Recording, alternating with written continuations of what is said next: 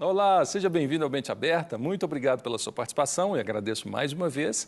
E deixe o nosso e-mail, menteaberta@redesuper.com.br, para que você tenha interação comigo aqui no programa. Bom, eu recebo hoje o pastor Jeremias, da 8ª Igreja Presbiteriana em Belo Horizonte. Pastor, já há quanto tempo, pastor? Pastor, desde 79, mas na 8ª, 32 anos. 32 anos. É uma história muito bonita, né? É uma história aí que tem muito testemunho, muito desafio, muitos causos, né? Como diz o bom mineiro. Muita coisa boa. Muita coisa boa. Mas obrigado, pastor, é uma honra recebê-lo aqui. Muito obrigado pelo carinho, pela oportunidade de ter o senhor conosco e ensinando para nós aqui e para todo o Brasil e mundo afora onde temos chegado. Amém. Que Deus abençoe, pastor Charles, mais e mais. Quando a gente conversa sobre o assunto da pós-modernidade, quando você falou assim, quantos anos lá na igreja? 32 anos. Em 32 anos, o mundo mudou. Mudou ou não mudou? Mudou demais. Louvado seja Deus. Não é? Mudou tanto que as gerações estão mudadas. Hoje, qualquer menino de meses aí, a mãe põe um celular na mão dele, ele passa as fotos. É verdade. Então, isso quando não nos ensina, né? O mundo mudou. A geração que nós fomos criados, eu faço exatamente 59 anos, 27 de março. Pode mandar presente que eu recebo até 26 de março de 2015 pelo 59. Mas o mundo mudou. Então, veja, essa geração, quando eu vejo que nossa geração era uma geração que anotava as aulas. Um dia desse, conversando com um dos meus filhos, meu caçula aí, o Ciro Daniel, tem 22 anos, e saindo para a faculdade, falei, Ciro, não estou vendo você levar caderno, caneta, você não anota nada, não? Ele disse, claro, pai.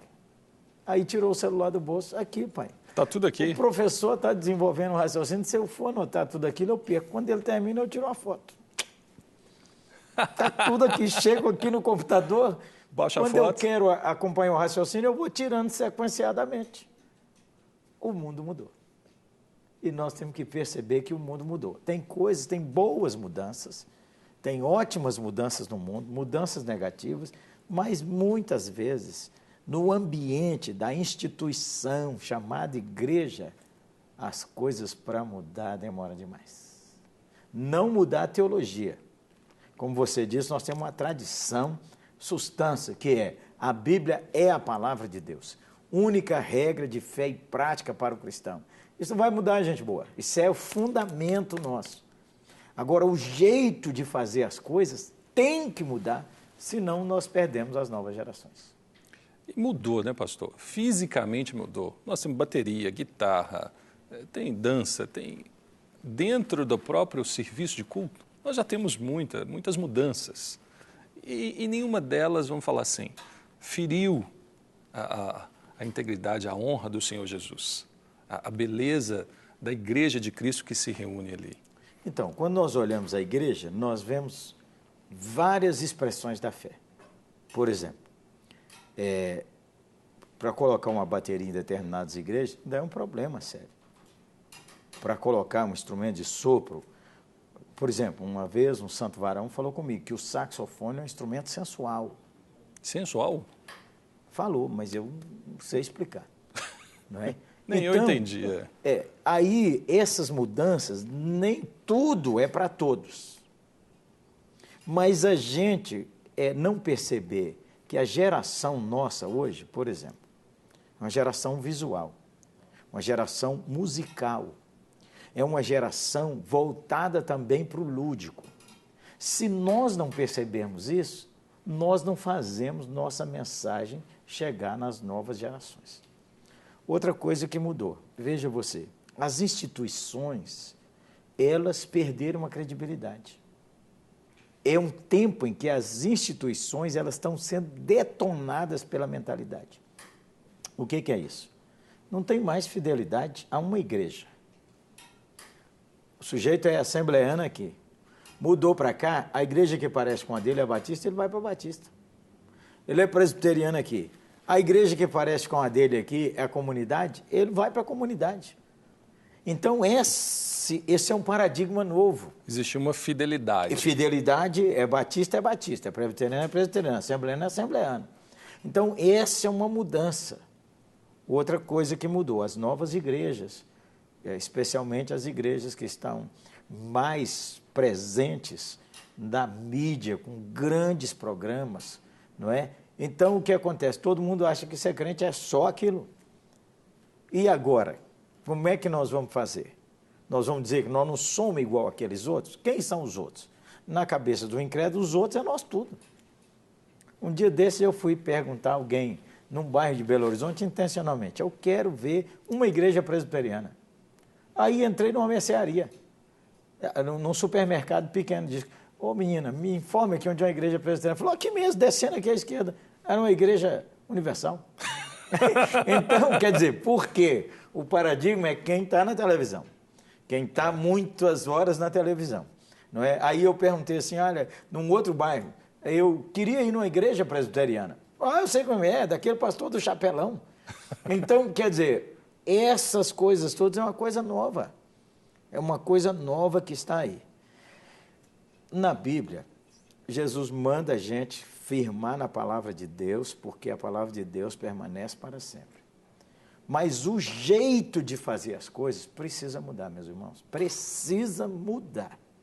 Se não mudar, nós corremos o risco, eu costumo falar assim, nós corremos o risco de ir ficando velho, envelhecendo, e a igreja, aquela igreja, vai morrer.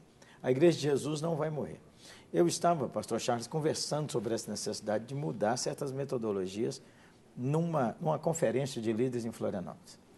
Um santo varão, de 80 anos de idade, mais ou menos, ele se levantou e falou assim, eu quero saber que razões o senhor me dá para me deixar essa molecada tocar guitarra e bateria dentro da minha igreja.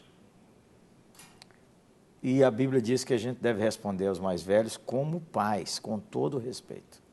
Eu falei, meu Deus, o que eu falo com esse homem de Deus aqui? E Deus, na sua graça, me deu sabedoria. Eu falei, vem cá, quantos anos o senhor tem nessa igreja? Ele disse, eu estou aqui quase que desde menino. Eu falei, então, o senhor já investiu muito tempo e muito dinheiro, o senhor tem aqui mais de 50 anos. Possivelmente o senhor não vai viver mais o tanto que o senhor já viveu. A grande paixão do senhor que amou isso aqui é que seu filho continuasse na fé, seu neto continuasse na fé e seu bisneto continuasse na fé nessa igreja. Mas pode ser que porque não deixou o menino tocar um violão ou tocar uma guitarra, que no contexto não mudou a teologia, não mudou os hinos que ia tocar. Pode ser que esses filhos não quiseram ficar aqui com o senhor, ou os netos também não. Ele começou a chorar. E ele disse, o senhor tem razão, por causa de dureza minha, meu filho queria tocar um violão, não permiti. Meu filho está no mundo. Meu neto, eu queria que meus filhos aqui, por dureza do meu coração. Eu falei, não é que a gente vai mexer na teologia da igreja, mas o modo de fazer as coisas. A gente precisa pensar. Às vezes... São duas coisas, é não mexer naquilo. Tem coisas que, como a gente conversava, é tradição, é beleza da igreja. Claro. É aquilo que fundamenta. O centro do culto é a palavra de Deus. Pode acontecer outras coisas ao redor, mas o centro é a palavra. Nesse mesmo momento, nesse mesmo local, pode-se, não é repensar, mas pode-se trazer algumas novas situações e circunstâncias que beneficiem as pessoas a prestar atenção naquele culto, ou a melhorar. Por exemplo, tem a nossa igreja, Lagoinha, ela deve ter aproximadamente uns 50 aparelhos de televisão dentro do templo. A pessoa está vendo o pastor, mas ele assiste às vezes, e eu já percebi isso, ele assiste na própria igreja o pastor pela televisão, porque o ângulo de visão é mais perto para ele. É uma inovação. Poderia ser um aparelho que há 20, 30, 40 anos atrás era um aparelho do diabo, era a caixinha do diabo que era falado. Exatamente. Né? E agora não, ela está dentro de uma igreja a serviço para facilitar a vida dos irmãos. Então, eu ouvi sobre uma igreja que tem na Nigéria, que tem 1 quilômetro de tempo. Que loucura. 1 quilômetro, 1 milhão de pessoas num culto. E aí eu fui perguntar a um irmão da Nigéria, como é que era aquilo? Ele disse, de tempos em tempos a gente tem um aparelho de televisão para o sujeito ver o pregador e como está lá.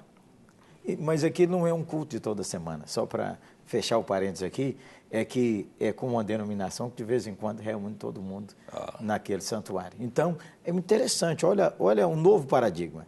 O pastor daquela igreja que tem 1 quilômetro, ele pensou a seguinte coisa: nenhum membro da minha igreja pode ficar longe da igreja, do templo, 5 minutos a pé. Ele quer ter um templo pequeno, 5 minutos a pé, ou 5 minutos de carro. Então ele vai fundando. Mas de vez em quando chama todo mundo. Naquele grande templo que só tem telhado, não tem. Mas não é só no culto, quando a gente pensa assim, nessa questão pós-moderna. Por exemplo, a família está sob um ataque cerrado, que é uma instituição que Deus estabeleceu. Então, a mentalidade não precisa casar, entendeu? A produção independente, uma mulher que tem um recurso quer ter um filho, vai num banco de sêmen, compra o que ela quiser ter lá. Escolhe cor de cabelo, cor dos olhos, cor da então, pele. quer dizer, esse é um tempo diferente, que a gente tem que pegar a Bíblia e enfrentar essas coisas. A Bíblia permanece para sempre, a palavra de Deus, a família continua. Outra coisa também, a igreja se organizava da seguinte maneira: o pastor, a diretoria, a escola bíblica, as sociedades internas, o coral, escola bíblica de manhã, o pastor vai sem terno, culto à noite, o pastor vai com terno. Esse era o paradigma da igreja. Se olhar para trás assim, aí não se pensava que a igreja podia ter grupos pequenos. Mas descobrimos que na cidade grande, para pastorear uma igreja, não há como pastorear uma igreja com mais de 60 pessoas, com uma pessoa só. Até 150 pessoas, o pastor ainda quase morre de trabalhar para servir todo mundo, mas ele não dá conta. À medida em que forma liderança, grupos pequenos, cuidados, a gente consegue cuidar da igreja. Porque numa igreja que passa de 200, se não tiver grupos pequenos, quando a gente descobrir que o sujeito não está vindo no culto mais, ele já morreu. Então, aí nós fomos pensando uma forma de cuidar dos irmãos. É um método, um jeito de ser, que inclui valores, mas é um jeito de ser. Então, muitas vezes a gente briga com o método. Jovens podem fazer teatro ou não. Então, alguns acham que teatro é uma coisa carnal. Tudo pode ser carnal. Até o pregador pode ser carnal. Ele pode subir para pregar achando que ele é o substância dos substâncias. E ele prega para o povo bater palma e terminar o culto e dizer para ele: reverendo, o senhor foi maravilhoso. Então, não valeu nada aquilo. Ele pode pregar uma excelente mensagem com humildade. Então, o coração da gente, como é que a gente pode fazer esses impactos evangélicos que nossos pais nem sonhavam? Por exemplo, como é que faz culto na praça hoje? Então, me chamaram para ir num lugar para pregar na praça. Fui para a praça. Primeiro exigiram que eu fosse de paletó e gravata. 3 horas da tarde. Fui para a praça. Chegou na praça, não tinha um ser vivente. Era uma cidade de outro estado, era uma decisão do campeonato. São Paulo e Corinthians. O culto foi marcado, faltando uma meia hora para começar a decisão do campeonato, que ia passar ao vivo. E ligou aquele som. E tinha um bar, uns caras tomando lá uma, e o povo exigiu o som, e o povo gritando: cala a boca! Aí eles foram me apresentar.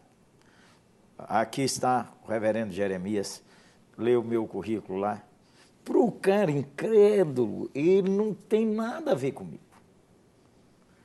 Aí eu fui falar e falei: ô, gente boa, você me dá 5 minutos, entrou um som novo aí na sua casa. Esse é o som da palavra de Deus. E eu estou te dizendo, 5 minutos. E aí você vai agarrar no jogo.